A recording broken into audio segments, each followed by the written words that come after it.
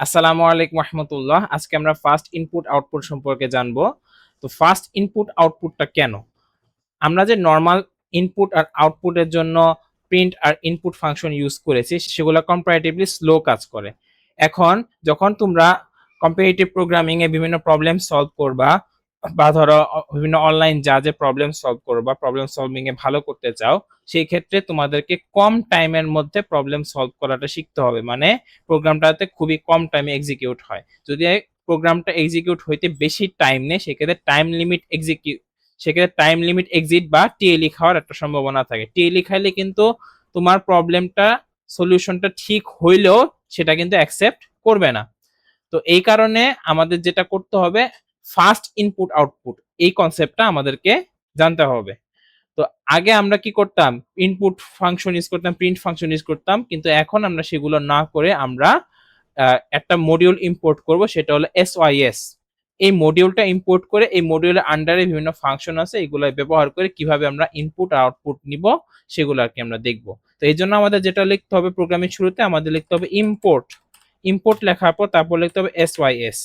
এটা লিখতেই হবে কারণ আমরা এটা নিয়ে কাজ করব। এরপর আমরা যেটা করব সেটা হলো, ধরো আমরা ইনপুট নিব। ওখানে একটা জিনিস বলে রাখি, পাইথনের যে নর্মাল ইনপুট ফাংশন গুলা সেগুলা কিন্তু একটা ভ্যালু নেয় আর কি। কিন্তু কিন্তু যখন আমরা কম্পিটিটিভ প্রোগ্রামিং এ যাব তখন দেখা যাবে যে একাধিক ইনপুট স্পেস দিয়ে দিয়ে নেওয়ার লাগছে। তো আমরা সবই দেখতেছি। তো এখানে এই জিনিসটা এভাবেই কাজ করে, আমরা সবই দেখছি। ধরেন আমি একটা ভেরিয়েবল a ইকুয়াল টু নিলাম, এখানে আমি কি করব, ইনপুট নিব। তাহলে এই জন্য আমার যেটা করতে হবে সেটা হলো আমার sys ডট stdin, তারপর dot read line. Read line use করব। রিড লাইন ইউজ করার পর মোটামুটি এটুকু দিলে ইনপুট নিবে। কিন্তু আমাদের আরেকটা কাজ করতে হবে, সেটা হলো এরপর আমাদের লিখতে হবে ডট স্প্লিট। ডট স্প্লিট লিখতে হবে কারণ এই ডট স্প্লিটটা যদি না নিই তাহলে স্পেস দিয়ে দিয়ে আমরা যে ইনপুট গুলা নিব সেগুলো কিন্তু আলাদা করতে পারবে না। স্পেস, এক একটা স্পেস দিলে যাতে এক একটা ইনপুট বা একটা ডেটা আলাদা হয়ে যায়, এই জন্য আমাদের এই ডট স্প্লিট ইউজ করতে হবে। এরপর আমাদের ইউজ করতে হবে ডট স্ট্রিপ।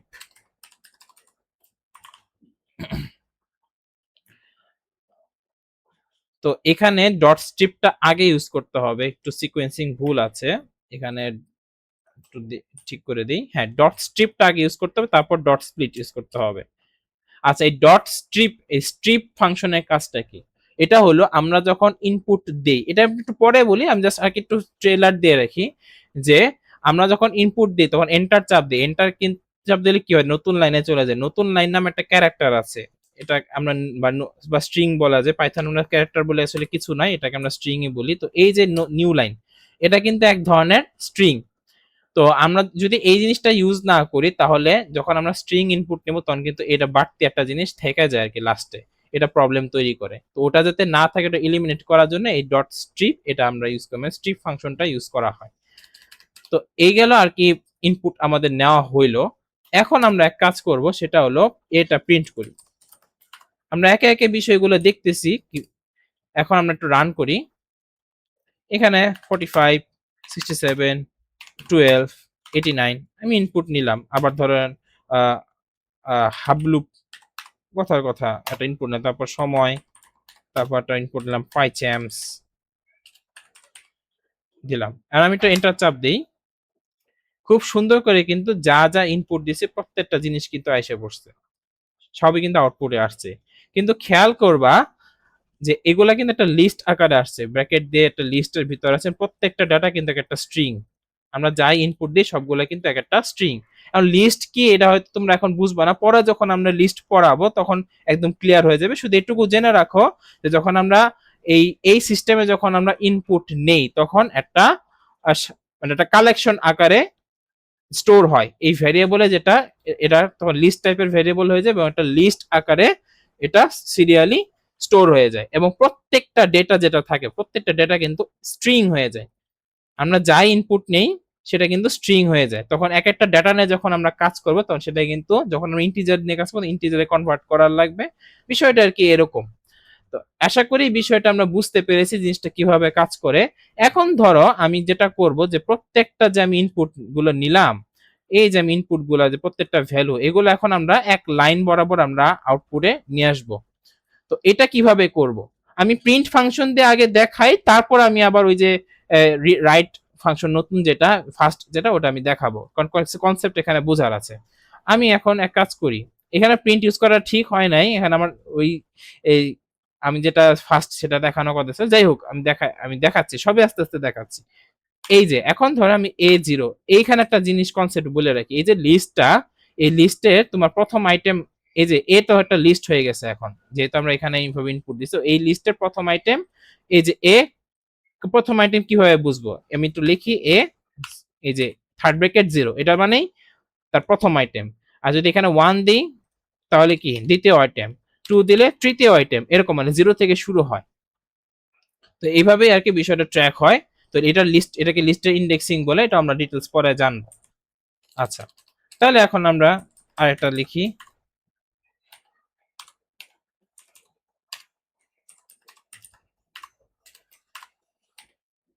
আপাতত এই তিনটাই করি, আপাতত এই তিনটাই আমি নিয়ে কাজ করি। এখন আমি একটু রান করে এখানে ইনপুট দিই, ধরেন আমার নাম দিলাম, তারপর আরেকজনের নাম দিলাম, তারপর আবার আমি আরেকটা ইনপুট দিলাম। ওকে, প্রথম তিনটা আসবে, প্রথম তিনটাই কিন্তু আসছে। প্রথম আমি যেহেতু প্রথম তিনটাই চেয়েছি, প্রথম তিনটাই আসছে। এখন হয়তো অনেকে বলতে পারে যে আমি অনেকগুলা ইনপুট নিতেছি, তো আমি প্রথম তিনটা আসলো, তো ওইটা আর কি, আমি যতগুলো ইনপুট নেবো লিস্টের সাইজ তত বাড়তে থাকবে, আমি যতগুলা চাচ্ছি ততগুলাই।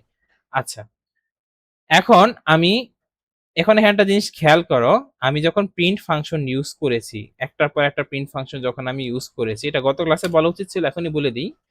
আমি যে প্রিন্ট ফাংশন গুলো ইউজ করেছি, তখন খেয়াল করে এক একটা প্রিন্ট ফাংশন শেষ হওয়ার পর পর কিন্তু নতুন লাইন তৈরি হইতেছে, মানে পরের লাইনে চলে যাচ্ছে। এর কারণ হলো প্রিন্ট ফাংশন যখন শেষ হয় বাই ডিফল্ট যে নতুন লাইনে চলে যাবে, এটা এইভাবে সেট করা থাকে, অর্থাৎ একটা লাস্টে একটা নিউ লাইন স্ট্রিং দেওয়া থাকে, অটোমেটিক এটা দেওয়া থাকে। তবে তবে আমরা এখন যে ফাংশনটা ইউজ করব ফার্স্ট আউটপুটের জন্য, ওটাতে কিন্তু আবার লাস্টে ওইরকম সিস্টেম থাকে না। আচ্ছা, আমি তাহলে ই করি, এগুলাই আমি এখন এগুলাই আউট প্রিন্ট করব, কিন্তু ওই ফাংশনটা দিয়ে। তাহলে কি আমাকে এস তারপর লিখতে হবে এসটিডি আউট, তারপর রাইট, এসটিডি আউট মনে রাখবা, যখন আমি ইনপুট নিব তখন এসটিডি ইন, আর যখন আউটপুট নিব তখন এসটিডি আউট, এটা মনে রাখতে হবে। আমি এখন সিমিলারলি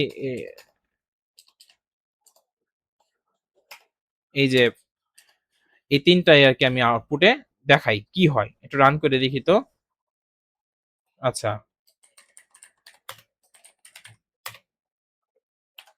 হ্যাঁ, দেখো ভালো করে খেয়াল করো, সব কিন্তু লাগে গেছে, একদম লাইগা লাইগা প্রিন্ট হয়েছে, এরা একটা সমস্যা আর কি। তো এটা কিভাবে সলিউশন করব, তেমন কিছু না আসলে। যদি তুমি চাও যে একটা পর একটা স্পেস দিয়ে দিয়ে আসবে, তাহলে প্লাস লিখে খুব সিম্পল একটা প্লাস দিয়ে দিলা, এখানেও আমি প্লাস লিখে খুব সিম্পলি এটা এটা করলা, জাস্ট আর কি লাস্টে একটা স্পেস দিয়ে শেষ হবে, এরকম একটা সিস্টেম করে দিলাম। আর যদি দাও, আর আমি দেখো এবার কিন্তু স্পেস দিয়ে দিয়ে আসছে। আবার এটা কিন্তু অন্যভাবেও করা যায়, ফরম্যাটেড স্ট্রিং কনসেপ্ট দিয়েও করা যায়, আমি রেকমেন্ড করবো ফরম্যাটেড স্ট্রিং এর কনসেপ্টটা ইউজ করতে। তাহলে ফরম্যাটেড স্ট্রিং এর কনসেপ্ট ইউজ করে, মানে রাইটের ভিতর আমি স্ট্রিং, মানে প্রিন্টের ভিতর আমরা স্ট্রিং দিছি না, এরকম রাইট ওই ফাংশনের ভিতর একই সিস্টেমে স্ট্রিং দিতে পারবো। এখন আমরা দেখি কিভাবে করব। এই ক্ষেত্রে যেটা করব সেটা হলো ফরম্যাটেড স্ট্রিং এর কনসেপ্টটা ইউজ করি। এই আরে এই যে এখানে এফ ইউজ করব, তারপর A0, তারপর একটা স্পেস, এই যে এখানে কিন্তু হয়ে গেছে, দেখা ভালো করে খেয়াল করো এখানে কি করছে এটা, এই যে একটা স্পেস কিন্তু দিয়ে দিছি আমি, অলরেডি আমি একটা স্পেস দিয়ে দিছি। তো সিমিলারলি এটাও কপি, সবগুলো এটাও কপি করি, কারণ পরে আমার ভ্যালুগুলো চেঞ্জ করে দিব। ওকে, এবার আমি একটু রান করি, রান করে দেখো, এই যে আমি এখন আবার ইনপুট নেই, একই একই রকমই কিন্তু আসছে। আমার যদি মনে হয় যে আমি এক লাইন পর পর আনবো, আনতে পারবা, সেই ক্ষেত্রে এই জায়গায় কি করতে হবে, নিউ লাইন ইউজ করতে। এটা মানে হলো নতুন লাইন, মনে রাখবা। পাইথন বলো বা যে প্রোগ্রামিং ল্যাঙ্গুয়েজে তুমি যাও, এই জিনিসটাই মানে স্ল্যাশ এন, স্ল্যাশ এন, এটাকে আমরা কি বলি, যে স্ল্যাশ এন, এটা হলো নতুন লাইন। কিন্তু এটা অবশ্যই কি সেমিকোলন, সরি সেমিকোলন না, ইনভার্টার কমা ভিতর থাকতে হবে। মানে এটা অবশ্যই ইনভার্টার কমা ভিতর থাকতে হবে, সেটা সিঙ্গেল ইনভার্টার কমা হতে পারে, ডাবল ইনভার্টার কমা হতে পারে। আমি আবার এখানেও দিলাম। আরে কি হলো এটা,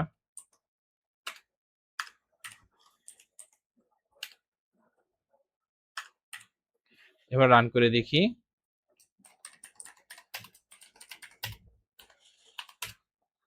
আসছে একদম আমরা যেরকম চাইছি, এক লাইন পর পরে কিন্তু আসছে। তো প্রিন্টটা অটোমেটিক নতুন লাইনে নিয়ে যায়, কিন্তু বাট এই রাইটে আর কি এটা কন্ট্রোল করার সুযোগ থাকে। যেভাবে প্রিন্ট করতে চাই আমরা সেভাবে কিন্তু আমরা আউটপুটে নিয়ে আসতে পারি। তো আমরা কিন্তু এই মূলত এই জিনিসগুলো ইউজ করবো আমরা ইনপুট নেওয়ার সময়, যে এটা আমরা ইউজ করব sys.stdin.readline.strip.split, এটা ইউজ করবো। পারলে না মুখস্থ করে ফেলো, আস্তে আস্তে ইউজ করতে করতে একসময় বুঝে যাবা। আর আউটপুটের সময়, আউটপুটের জন্য আমরা এটা ইউজ করবো sys.stdout.write, তারপর এটার ভিতরে যেটা প্রিন্ট করবো স্ট্রিংটা আমরা দিয়ে দিতে হবে। তো এই সিম্পল জিনিস মনে রাখলেই কিন্তু আসলে ফার্স্ট ইনপুট আউটপুট জিনিসটা একদম ইজি হয়ে যায়। আচ্ছা, তাহলে আমরা এক কাজ করি, একটা ছোট্ট প্রবলেম সলভ করি। ফার্স্ট ইনপুট আউটপুটে একটা ভেরি সিম্পল একটা প্রবলেম সলভ করি। আমরা কি করব, 10টা নাম্বার নিব, 10টা নাম্বার আমরা ইনপুট নিব। ইনপুট নেওয়ার পর কি করবে, আউটপুটে ওই নাম্বারগুলো যোগফল দেখাবে। আমরা শুরু করি, আমরা 10টা দিয়ে শুরু করি। লুপ দিয়েও করা যায়, কিন্তু আমরা লুপ ইউজ করব না। আমরা যখন লুপ ইউজ করবো তখন লুপ দিয়ে করবো, আপনার লুপ ছাড়া করি। আচ্ছা, তো সিমিলারলি এটাই থাকবে, এটাই থাকুক, এই জিনিসটাই থাকবে। তাহলে এখন আমরা যোগফল বের করব, তাই না?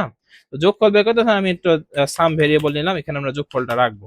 সেটা হলো আমরা যেটা করব, আমরা 10টা ভ্যালু নিব, তাই না? তাহলে সিমিলারলি এরকম, এখানে কিন্তু খেয়াল রাখতে হবে আমরা কি বলছি, যে ভিতরে যে ভ্যালুগুলো থাকে সব কিন্তু স্ট্রিং আকারে থাকে। তাহলে আমার কি করতে হবে, সবগুলাকে ইন্টিজারে আলাদা করে কনভার্ট করে নিতে হবে। তাহলে আমরা চলো ইন্টিজারে কনভার্ট করি। int a0,